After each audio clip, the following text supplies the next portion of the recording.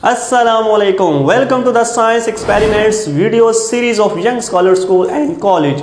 First, we will perform an experiment and then learn about why this happened.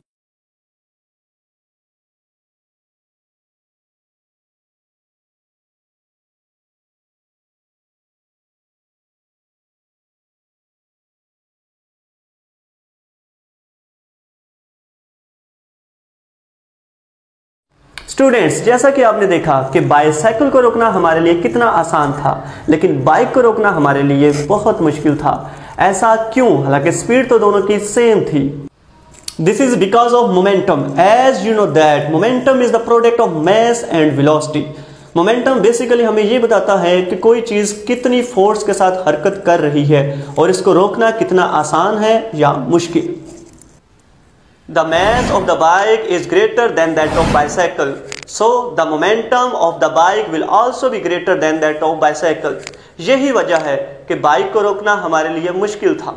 Bicycle को भी रोकना हमारे लिए मुश्किल हो सकता था अगर हम उसकी वेलोसिटी को इंक्रीज कर दें।